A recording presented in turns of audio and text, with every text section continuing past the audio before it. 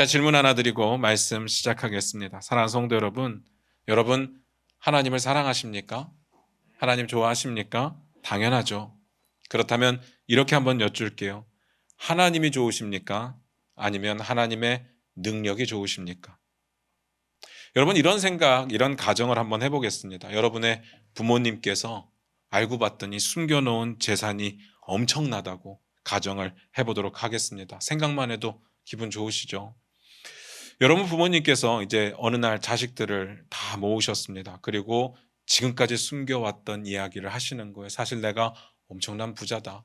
너희들이 이 돈 때문에 싸울까봐, 이 돈 때문에 일 안 할까봐, 공부 안 할까봐 숨겨왔는데 이제는 내 재산을 보여주겠다 하면서 이제 쫙 보여주시죠. 그리고는 막내 아들에게 내 재산의 절반을 지금 주겠다고 이야기를 합니다.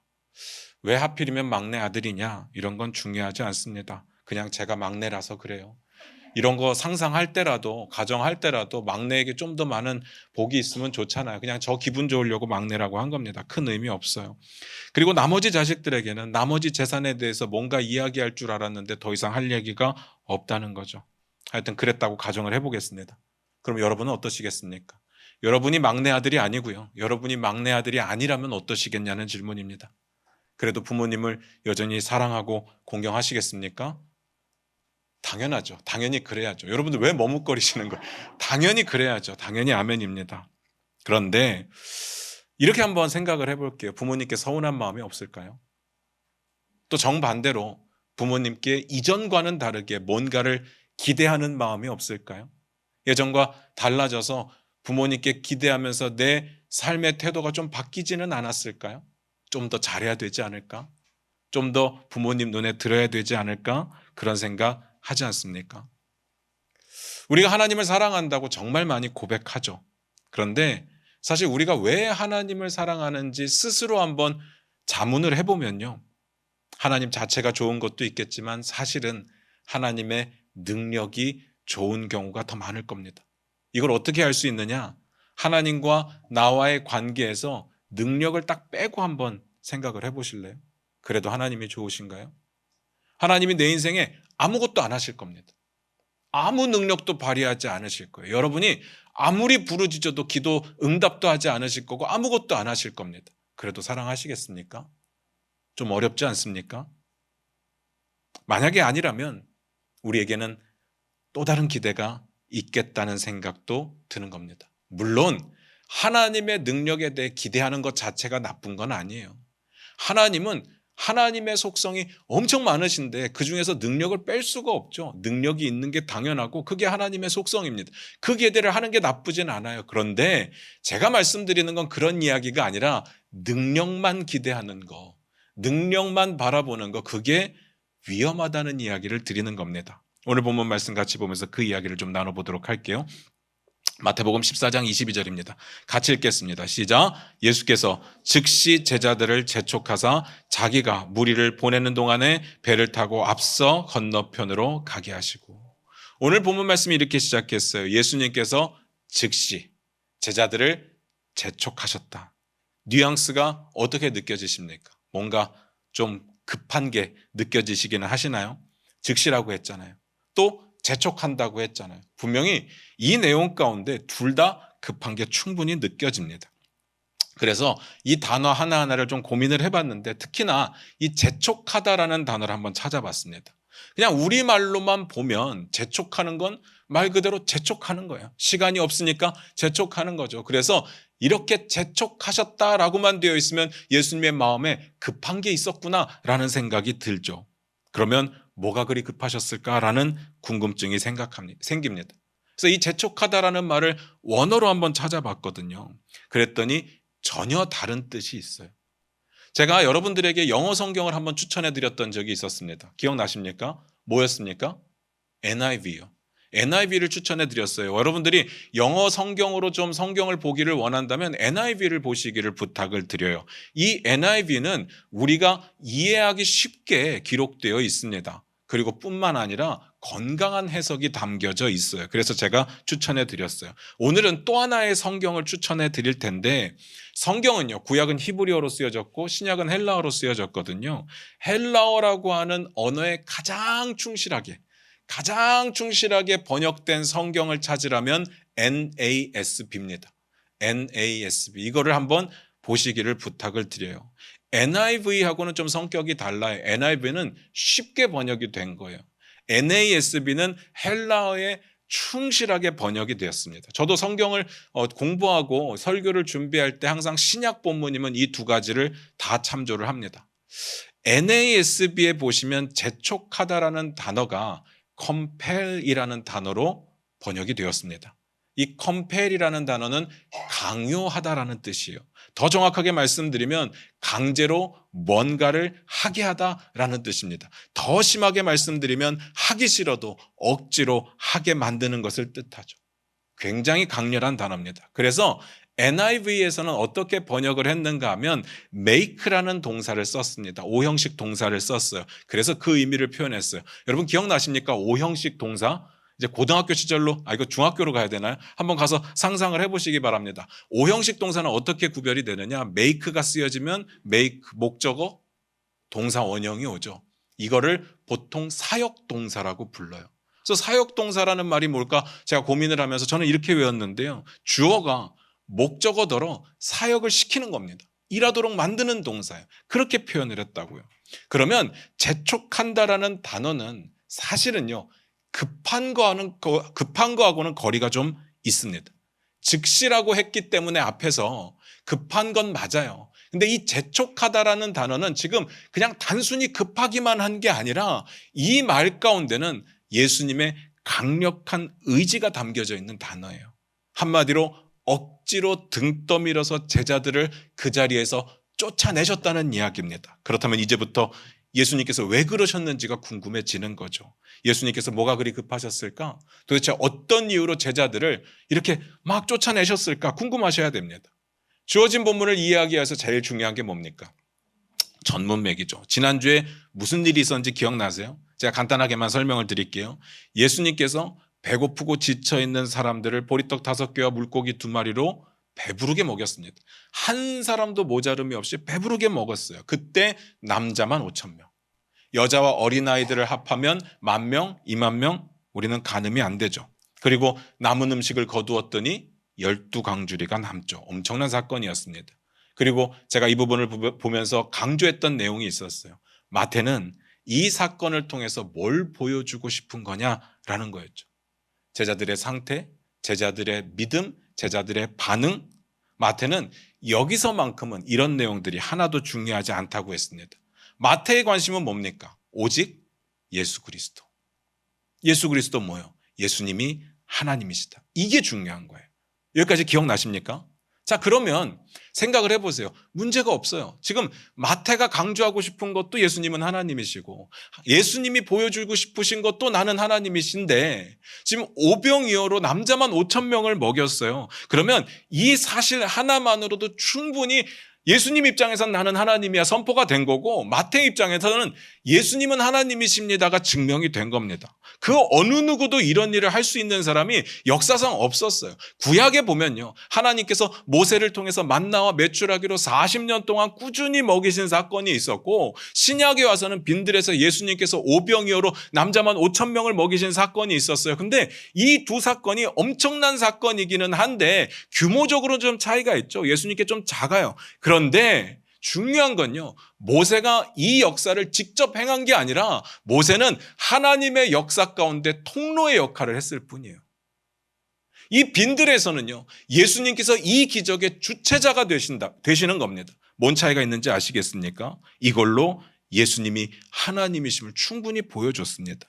그러면 어떻게 보면 기회잖아요. 이 기회를 살려야죠. 이거를 지금 가르치고 싶은 거잖아요. 보여주고 싶은 거잖아. 이 기회에 제자들에게 야 봤지? 내가 이 정도야. 내가 하나님이야. 이 정도 얘기해줘야 되는 거잖아요. 그런데 왜 예수님께서는요. 이 기회를 살리지 않으시고 제자들을 쫓아내셨을까? 마치 제자들이 여기에 있으면 안 되는 사람들인 것처럼 취급하셨어요. 쫓아내셨다고요. 그런 느낌 못 느끼셨습니까? 이런 생각도 듭니다. 이 좋은 분위기 좀 즐기면 안 됩니까? 우리가 어디 가서 오병이어로 5,000명이 먹는 기적을 경험할 수 있겠습니까? 이거 엄청난 사실이거든요. 그냥 그 자리에 있었다는 것만 그 자체로도 기분이 좋은 거고요. 거기서 오병이어를 5천 명이 먹는 그 자리에서 먹었다는 사실만으로도 기분이 좋은 거잖아요. 좀 즐길 수 있잖아요. 우리 같으면 어떻게 하겠어요? 사진 찍고 영상 찍고 인스타 올리고 샵 5천 명, 샵 오병이어 뭐 이렇게 해가지고 어떻게든 해야 되는 거잖아요. 그 당시는 그게 없었다고 하더라도 이 분위기 즐길 수 있지 않겠느냐라는 거죠. 결론은요. 그래서 즉시 떠나게 하신 겁니다. 뭔 말인지 잘 모르겠죠. 제가 지금부터 그 내용을 설명드리려고 하는 겁니다. 가장 먼저 이걸 생각해 보셔야 돼요. 예수님이 자신이 오병이어로 수많은 사람들을 먹이시는 기적을 통해서 내가 하나님이야를 분명하게 선포하셨습니다. 그런데 사람들은 그 사건을 보고 아, 저분이 하나님이시구나. 자, 우리 경배하자. 이렇게 받아들였을까요? 어땠을 것 같습니까? 오늘 이야기를 좀 더 거슬러 올라가 보면요. 헤롯 왕이 침례 요한을 죽이는 사건이 기록되어 있어요. 그리고 결정적으로 헤롯이 예수님을 죽은 침례 요한이라고 생각을 하죠. 기억나십니까? 그러면 그 다음은요. 당연히 헤롯이 예수님을 죽이려고 하겠죠. 자기가 죽였는데 또 살아있으니까. 그러면서 이 사실이 주는 의미가 뭐라고 했습니까? 침례 요한의 죽음은 예수님의 핍박과 박해를 미리 보여주는 역할을 한다였습니다. 그래서 이제부터는요, 핍박과 박해가 예수님께도 현실이 되었고 제자들에게도 현실이 되었다고 했습니다. 그래서 빈들로 가신 거예요. 수많은 일들을 하다가 빈들로 가신 이유가 그 이유 때문이었습니다. 제자들은요, 그들이 예수님이 어떤 일을 당하실지, 어떤 고난을 당하실지 이런 것들을 이해할 만한 수준이 아직 안 돼요. 그리고 자신들에게 핍박과 박해가 펼쳐질 거라는 사실을 받아들일 만한 그런 수준이 안 됩니다. 그래서 제자들과만의 시간이 필요했습니다. 그들에게 앞으로 일어날 일들에 대한 마음의 준비, 신앙적인 준비를 시켜야 했거든요. 그런데 사람들이 방해를 하죠. 어떻게 알았는지 모르겠는데 수많은 사람들이 예수님이 계신 빈들에 모여들기 시작합니다. 근데 그들을 보니까요, 불쌍해서 그냥 보고 있을 수가 없는 거예요. 제자들을 따로 가르치셔야 되는데 그럴 시간이 없이 그 불쌍한 사람들을 고치셨습니다. 밤이 되도록 고치셨어요. 그러다 보니까 허기가 진 것을 보게 되죠. 그래서 그들을 또 오병이어로 먹이셨습니다. 자, 여기서 정리를 해볼게요. 지금 상황이 핍박과 박해가 현실이 된 시점이에요. 그런데 제자들이 그 사실을 받아들일 만한 수준은 안 되는 상황입니다. 정리를 해보면 그렇잖아요. 그런데 어떤 일이 벌어졌느냐? 아픈 자들을 고치셨어요. 뭐 이거는 이전에 많이 봤던 사역이니까 이미 마음의 준비는 어느 정도 하고 있어요. 그 다음이 문제잖아요. 배고픈 자들을 먹이시는데 오병 이어가지고 남자만 5천 명을 먹이신 거예요. 잘 생각하셔야 돼요. 제자들이 이 엄청난 사건을 경험하고 나서 핍박과 박해를 생각할 수 있었을까요? 이 엄청난 사건을 경험하고 나서 야, 우리에게 핍박과 박해가 이제 생기겠구나, 이런 기대가 될까요? 마음의 준비를 할 수 있을까요? 예수님의 대속의 죽음을 받아들일 수 있을까요? 힘들지 않겠습니까? 아, 예수님께서 이거 괜히 우리 너무 자만하지 말라고 괜히 하시는 이야기인가 보다, 그러지 않겠습니까? 좋게 생각을 해볼게요. 정말 제자들에게 후한 점수를 줘서 그들이 긍정적으로 우리가 한번 생각을 해보도록 하겠습니다. 제자들은 어떻게든 마음을 먹고 받아들이려고 했다고 가정을 해볼게요. 그런데 문제는 오병이어를 경험한 큰 무리들이 예수님을 가만두겠습니까? 가만두지 않을 거예요. 이런 능력을 행할 수 있는 사람을 본 적이 없어요. 세상 천지에 이런 능력을 행할 수 있는 사람이 어디 있겠습니까? 아무리 생각해봐도 지금 이스라엘에 딱 필요한 사람이에요. 지금 이스라엘이 어떤데? 로마의 지배를 받고 있어요. 먹고 살기 힘들어요. 지친 상황이에요. 답답한 상황이에요. 자유도 없어요. 너무 힘들어요. 근데 이 문제를 해결할 수 있는 사람을 봤네요. 아니, 해결할 수 있는 능력을 봤네요. 가만히 있겠습니까? 같은 내용을 다루고 있는 요한은 이렇게 말합니다. 요한복음 6장 15절인데 우리 화면 보시면서 같이 읽겠습니다. 시작. 그러므로 예수께서 그들이 와서 자기를 억지로 붙들어 임금으로 삼으려는 줄 아시고 다시 혼자 산으로 떠나가시니라. 오병이어의 엄청난 사건을 경험했던 사람들이 어떻게 했대요? 예수님을 억지로 붙들어서 왕으로 삼으려고 했대요. 근데 어떻게 보면 당연하지 않습니까? 지금 이스라엘에 꼭 필요한 사람이에요. 저 같아도 그렇게 했을 거예요. 그런데 이 왕으로 삼는다는 이야기가 제가 늘 강조하는 예수님은 하나님 나라의 왕이십니다. 거기에 왕이 아니에요. 전혀 상관없어요. 자기들의 왕을 삼겠다는 거예요. 자기들의 구미에 맞는, 자기들의 입맛에 맞는 그런 왕으로 삼아 보겠다는 이야기입니다. 하나님 나라와 상관이 없어요. 그래서 제자들을 즉시 쫓아내셨습니다. 이런 못된 생각에 물들면 안 되거든요. 그런데 제자들이 정말 너무 순수해서 이런 생각을 처음 접했느냐? 그건 아니잖아요. 나중에도 보면 아시겠지만 제자들은요, 나중에 하나님의 나라, 예수님의 나라, 당신의 나라가 임할 때 우리를요, 좀 높은 자리에 앉혀달라고 지들끼리도 싸우고 엄마까지 동원해갖고 내 자식 좀 어떻게 해달라고 그렇게 부탁했던 사람들이에요. 그런 제자들이 이런 무리들의 이런 분위기에 휩싸이게 되면 어떻게 망쳐질지 아무도 모르는 거죠. 그런데 궁금한 건 이겁니다. 왜 이런 중요한 이야기들을 마태는 하지 않았을까? 좀 이런 걸 기록해 주셨으면 이해하기 편했을 것 같은데 잘 기억하셔야 됩니다. 지금 마태의 관심은요, 사람들이 어떤 헛된 생각을 하고 있느냐? 아니에요.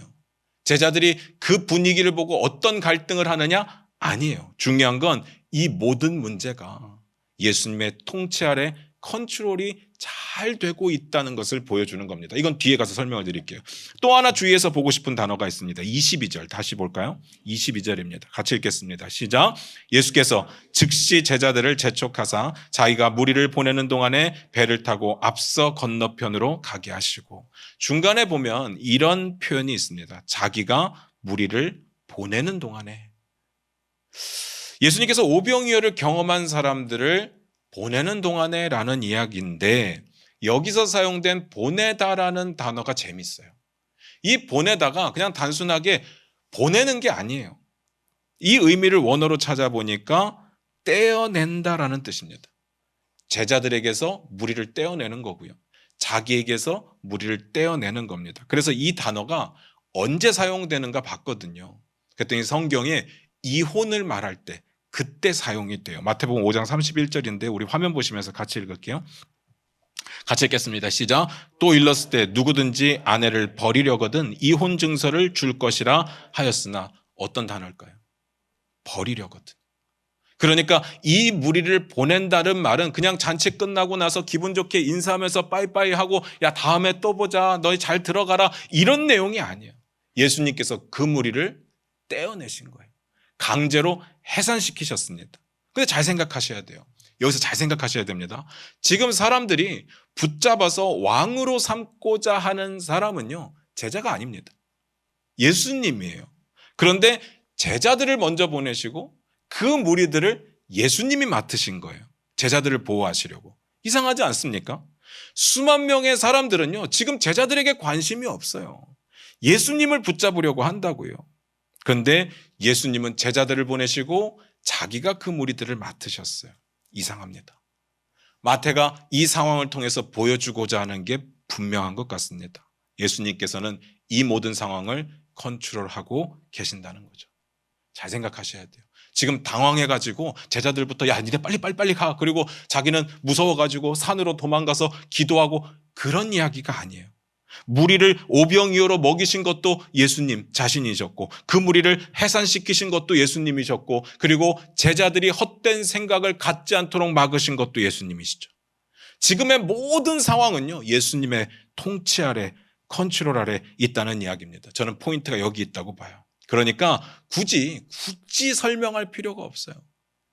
제자들이, 사람들이 왜 예수님을 붙잡아서 왕으로 삼고자 했느냐, 이런 이야기가 필요 없습니다.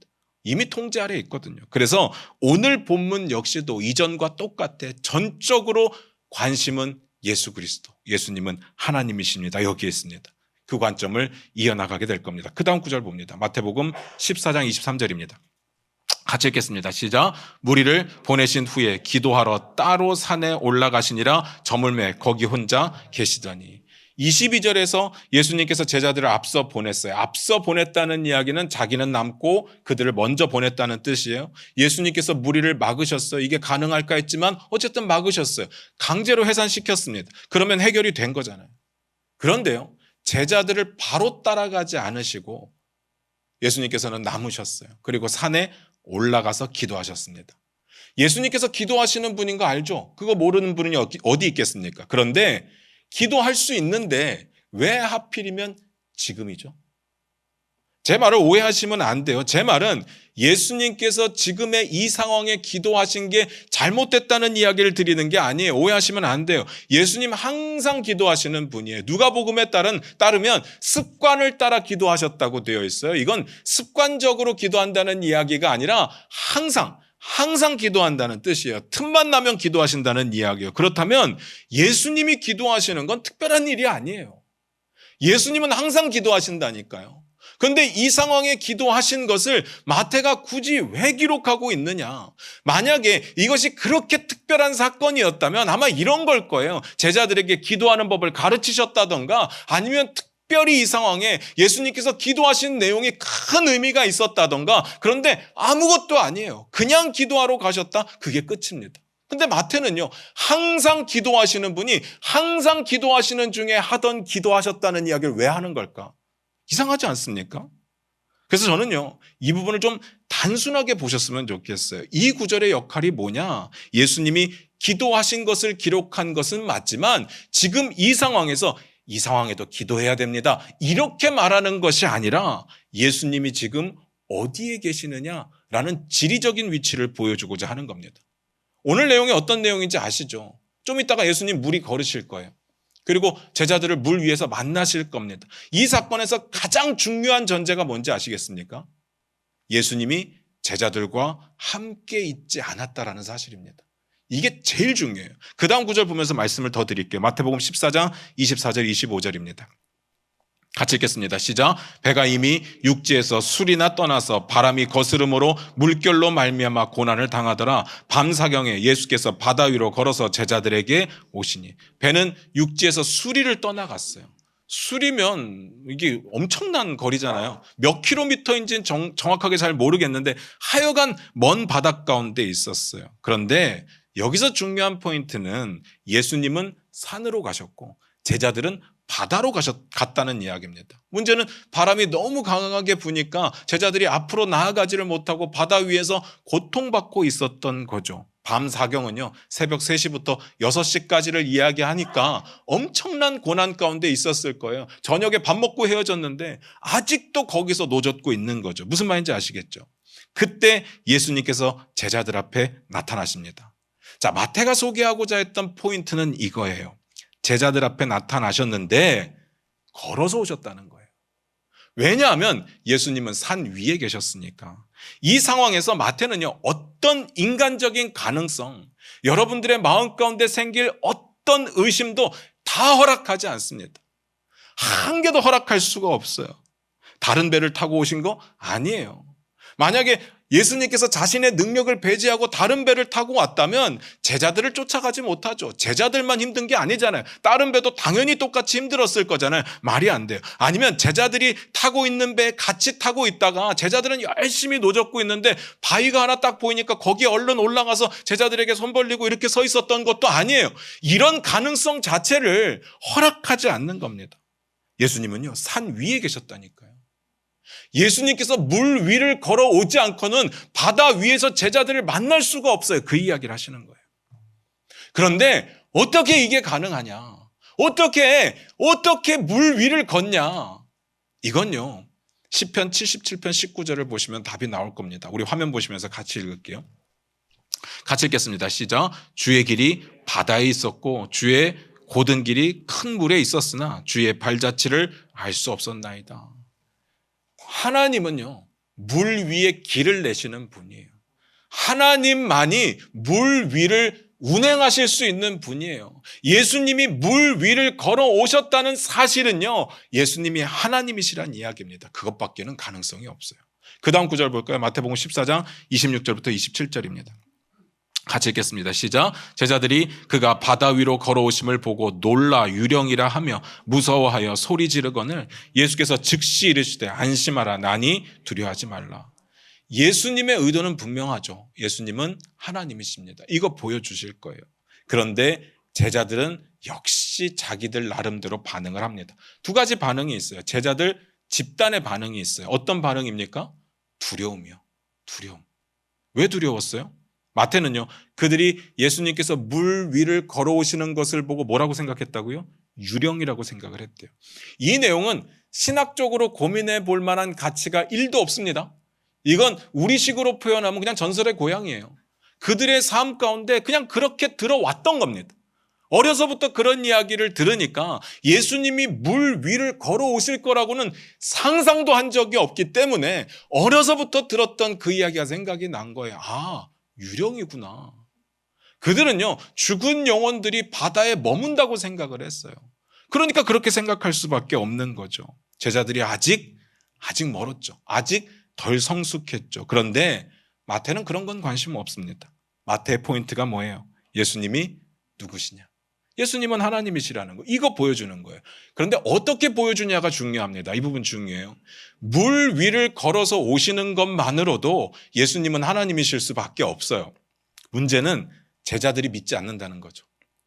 제자들은요, 상상조차 못했기 때문에 이 상황을 유령이라고 생각을 했어요. 전설의 고향을 생각한 거예요. 그때 예수님께서 뭐라고 하시느냐가 중요합니다. 이렇게 말씀하세요. 안심하라. 나니 두려워하지 말라. 여기서 나다라는 이야기는 야, 나야 나 모르겠어? 나 예수야. 이런 이야기가 아니에요. 모세가 하나님의 선택을 받아서 이스라엘을 구원할 지도자로 세움을 받았을 때 그때 이런 이야기를 합니다. 사람들이 너를 보낸 분이 누구냐고 물으면 내가 뭐라고 대답을 하겠습니까? 나는 당신의 이름도 모르는데.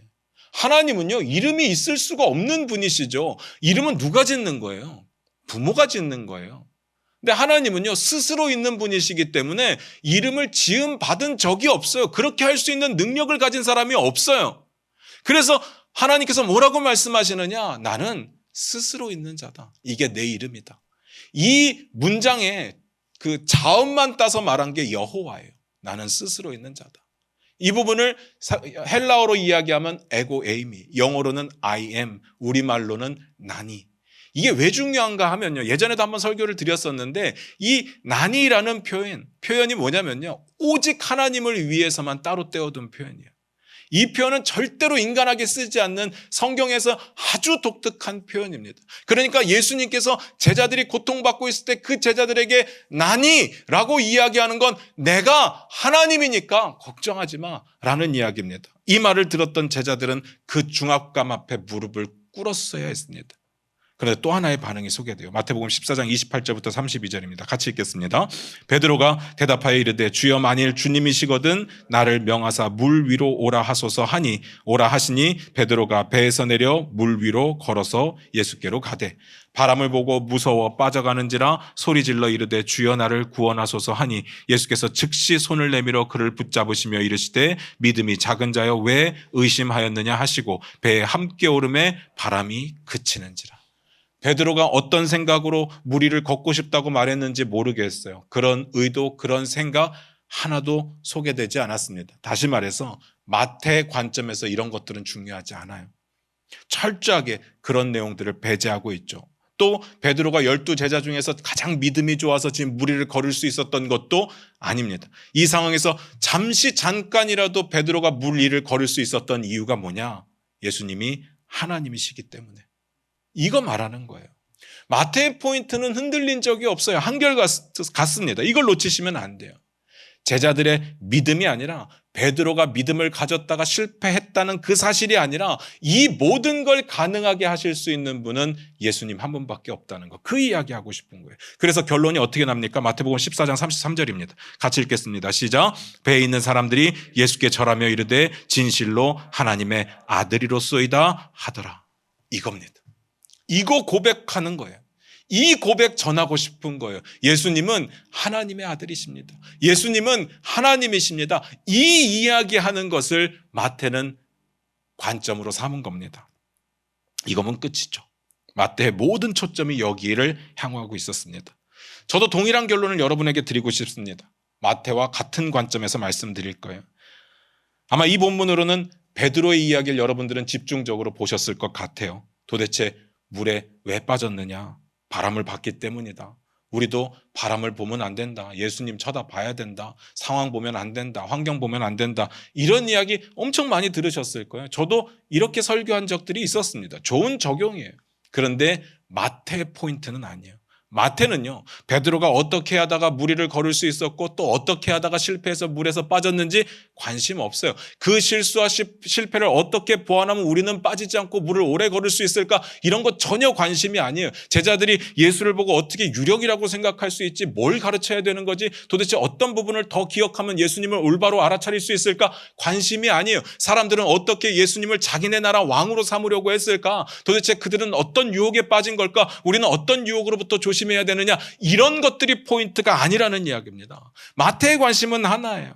저도 그 관점에서 보기를 원해요. 오늘 저는 전혀 그런 이야기를 하지 않을 겁니다. 중요하지 않아서가 아니라 포인트가 달라요. 딱 하나, 우리 마음속에 무조건 간직해야 되는 메시지가 뭐냐? 예수님은 하나님이시다. 이겁니다. 이거밖에 답이 없어요. 우리가 믿겠다고 고백하고 마음의 구주로 영접하고 있는 예수님이 하나님이세요. 우리 안에 실제로 거하시고 실제로 살아 역사하시는 분이 하나님이십니다. 믿으십니까? 여러분, 이 사실을 기억하셔야 돼요. 여러분이 힘들 때 선포하셔야 됩니다. 슬플 때 선포하셔야 됩니다. 답답할 때 선포하셔야 됩니다. 내 안에 계시는 이가 하나님이시다. 여러분, 이 사실을 선포할 뿐만이 아니라 인정하셔야 됩니다. 살아계신 하나님이 저와 여러분 안에 계십니다. 여러분, 하나님을 만났던 사람들이 구약에서 어떻게 반응하는지 기억나세요? 물론 우리는 예수 그리스도의 보혈의 공로로 왕같은 제사장의 직분을 얻었고 주님 앞에 담대히 나갈 수 있는 그런 특권을 얻었지만 그렇다고 막 해도 된다는 건 아니잖아요. 구약시대 하나님을 만났던 사람들은요, 그 임재 앞에 무릎을 꿇을 수밖에 없었습니다. 고개를 숙일 수밖에 없었어요. 감히 쳐다볼 수도 없었습니다. 왜요? 하나님이시니까. 살아계신 하나님이시니까요. 하나님은 창조의 주님이시고 온 우주를 통치하시는 분이고 온 우주 가운데 만왕의 왕이 되시는 하나님이시니까 감히 그 앞에서 무릎을 꿇지 않을 수가 없죠. 그런데 더 중요한 건 그분이 우리의 하나님이라는 거예요. 어떻게 이렇게 무덤덤하게 있을 수 있겠습니까? 하나님이 내 안에 계신다니까요. 살아계신 하나님이 내 안에 계신다니까요. 뭐가 그렇게 무섭습니까? 말씀 마무리 짓겠습니다. 사실 우리는요, 우리가 살아가는 모든 상황에서 구체적인 해답을 원해요. 그게 뭐 하나님의 뜻이든지 아니면 해결책이든지. 그런데 가만 생각해 보면요, 모든 상황을 말할 수가 없어요. 예를 들어 볼까요? 두 사람이 비슷하게 돈이 없는 문제에 어려움을 처하고 있다고 생각을 해볼게요. 앞뒤 다 잘라서 딱 이 시점에 돈 없는 어려움, 이렇게 보면 비슷한데 이 무게감도 다르고요. 이렇게 상황에 처한 방식도 다 달라요. 그래서 해결 방안도 다 다를 수밖에 없어요. 여기에 어떤 하나님의 뜻이 있는지 우리는 알 방법이 없다는 이야기입니다. 제가 이 말씀을 왜 드리는가 하면 모든 상황에 하나님의 뜻을 찾을 수 없다는 이야기예요. 다만 하나님은 원리를 주세요. 원칙을 주십니다. 그 원리를 가지고 하나님을 찾기를 원하고 그 원리를 가지고 하나님 앞에 무릎 꿇기를 원해요. 그래서 여러분들이 담임 목사를 찾아와서 막 여러 가지 문제로 상담을 할 겁니다. 여러분들의 기대는요, 내가 고민하고 있는 것에 대한 성경적인 답을 원하면서 찾아올 거예요. 그런데 목사라고 다 찾을 수가 없어요. 대부분의 목사님들의 대답을 보면 아무리 훌륭한 담임 목사님이라고 하시더라도 보편적으로 아니면 일반적으로 아니면 보통 내가 공부한 게 있다면 공부한 데서 배운 것으로 상식적으로 이야기하실 거예요. 아니면 교회 문화나 아니면 전통 가운데 맞는 대답을 하실 거예요. 모든 상황에 성경적인 답을 줄 수가 없다는 이야기입니다. 그러면서 이렇게 말하겠죠. 무슨 질문을 해도 동일한 말을 할 겁니다. 말씀 읽으시고요. 기도하시고요. 똑같죠. 저 같으면 이렇게 말할 겁니다. 하나님의 나라를 살아내십시오. 하나님의 왕권과 주권을 인정하는 삶을 사십시오. 그 안에 말씀 읽는 것도 있고 기도하는 것도 있으니까. 목사님들이 성의가 없어서가 아니에요. 몰라서가 아니에요. 하나님의 뜻은 이게 원리이기 때문에 그렇습니다. 예수님께서 오병이의 기적으로 무리를 먹이신 사건, 그리고 무리를 걸어서 제자들을 만난 사건, 우리가 살면서 이런 상황을 맞이할 일이 있을까요? 이걸 어디다가 적용을 합니까? 우리가 비슷한 어려움에 처해 있다고 생각을 할게요. 이런 식으로 주님이 짠 하고 나타나셔서 해결해 주신 적이 있으십니까? 없을 겁니다. 이건 원리예요. 마태가 강조하고 있는 원리입니다. 어떤 원리요? 우리의 마음속에 딱 하나 새겨야 되는 원리는 예수님이 하나님이시라는 사실. 예수님이 하나님 나라의 왕 되시고 우리의 주인 된다는 사실. 그거면 된 거죠. 만약에 그 위에 아주 디테일한 하나님의 능력들을 바라면서 내가 지금 처해 있는 상황 가운데 이 능력이 무조건 이루어지기를 원합니다 라는 식의 기도를 한다면 그것은 어쩌면 하나님 자체를 좋아하는 게 아니라 하나님의 능력을 기대하는 것일지도 모른다는 이야기입니다. 하나님은요 다 아십니다. 여러분의 필요가 뭔지, 여러분이 지금 구해야 될 게 뭔지 다 아세요. 그리고 다 주실 겁니다. 그래서 기도는요 내가 원하는 소원을 일일이 나열하는 게 기도가 아니에요. 30분, 1시간, 2시간 부르짖으면서 내가 필요한 건 이겁니다. 하나님 좀 들어주세요. 제 안 들립니까? 이게 기도가 아니에요. 기도는요 내 인생을 하나님께 맡기는 겁니다. 내 인생의 주인이 하나님이심을 선포하는 겁니다. 선포한 만큼 내 인생을 하나님께 내어드리겠다고 결단하는 게 기도예요. 뭔 말인지 아시겠습니까? 오늘 예수님이 물 위를 걸으셨다는 사실을 보고요. 예수님의 대단한 능력이 내 인생에 어디에 도움이 될까? 지금 내 문제에 이렇게 해결이 될까? 이런 고민하지 말자고요. 우리의 주인 되시는 예수님이 하나님이시라는 사실에 여러분 기뻐하셔야 됩니다. 그러면 내 인생을 책임지실 분도 하나님이십니다. 걱정할 게 없죠. 그래서 우리는요 하나님께 우리의 모든 것을 맡겨야 됩니다. 아니 맡기면 돼요. 하나님이 날 위해 일하게 만들려고 아둥바둥 할 필요 없습니다. 우리가 하나님 앞에 무릎 꿇으면 다 내어드리면 하나님이 책임져 주실 거예요. 하나님 우리 왕이시거든요. 마태가 강조하는 게 그겁니다.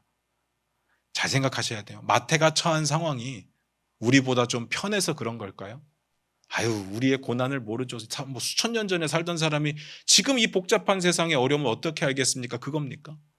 마태는요 로마의 압제 아래에 있었어요. 뭔 말인지 아시겠습니까? 자유가 없었다고요. 그리고 이 당시는요 예수 믿는다는 이유 하나 때문에 핍박받았어요. 지금 마태가 기록하고 있는 이 내용의 배경은 예수님이 살아있을 때지만 마태가 이 글을 쓰고 있는 상황의 배경은요 예수의 이름 때문에 핍박받고 목숨을 내어 놓아야 하는 시점이었다고요.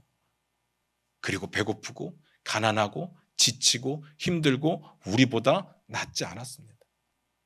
그런데요 마태가 주장하는 건 딱 하나죠. 예수님이 하나님이시다. 가난할 땐 이렇게 하십시오. 일이 잘 안 풀릴 땐 이렇게 하십시오. 뭔가 막힐 것 같을 땐 이렇게 하십시오. 성경 몇 장 몇 절을 찾아보십시오. 좋죠. 근데 마태의 포인트는요 예수님은 하나님이시다. 여러분들이 만약에 여러분들 안에 계시는 예수님이 살아계신 실존하시는 하나님이라는 사실을 인정한다면 지금처럼 주눅들어 있지는 않을 겁니다. 세상을 향해 어깨를 이렇게 좁히지 않을 겁니다. 여러분이 믿는 예수님이 하나님이십니다. 기도하겠습니다. 우리 반주 들으시면서 잠깐 한번 기도했으면 좋겠습니다. 제가 참 쉽게 말하는 것 같이 느껴질 수도 있을 겁니다.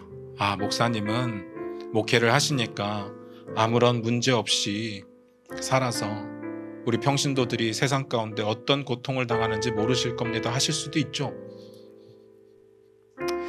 사람의 고통이 객관화가 되지 않기 때문에 그 사람에게는 가장 힘든 고통처럼 느껴질 수 있을 겁니다. 우리의 모든 순간과 상황 가운데 하나님의 정확한 해결책과 답이 있었으면 참 좋겠지만 각자의 다양한 상황에 정확한 답을 찾기는 참 어려울 때가 많습니다. 그런 답답함과 그런 안타까움 가운데 오늘 해답을 찾은 건 딱 하나입니다. 내가 믿는 예수님이, 그래서 내 안에 계신 예수님이 하나님이시라는 사실, 그것도 살아계시고 온 우주를 창조하시고 온 우주를 통치하시는 하나님, 오병이어로 5,000명을 먹이실 수 있고 물 위를 걸으실 수 있는 하나님, 그래서 바람도 잔잔케 하실 수 있는 하나님. 마치 우리가 베드로가 된 것처럼 맨날 우리는 실패하고 있어서 하나님 살려주세요, 살려주세요 이렇게 고백하고 있을지 모르겠지만 내가 믿는 예수님이 하나님이시라는 사실을 여러분 마음속에 새기셨으면 좋겠습니다. 여러분의 아픔과 고통과 고난을 다 맡기십시오. 왜냐하면요, 예수님 우리의 주인 되시잖아요. 이제 더 이상 내 게 아닙니다. 여러분의 인생의 운전석을 주님께 내어드리십시오. 하나님이 해결하지 않겠습니까? 물론 내가 원하는 대로는 안 될 거예요. 그런데 하나님의 가장 선하신 방법으로 여러분의 인생을 주관하시지 않겠습니까? 우리 이 시간 고백합니다. 내가 믿는 예수님이 전능하신 하나님이십니다. 내 안에 계시는 예수님이 실존하시는 하나님이십니다. 나와 함께 하시겠노라고 약속하신 예수님이 온 우주를 창조하신 하나님이십니다. 하나님, 내 인생의 주인이 되어 주시옵소서. 우리 다 같이 그렇게 기도하며 나아갑니다. 기도하겠습니다.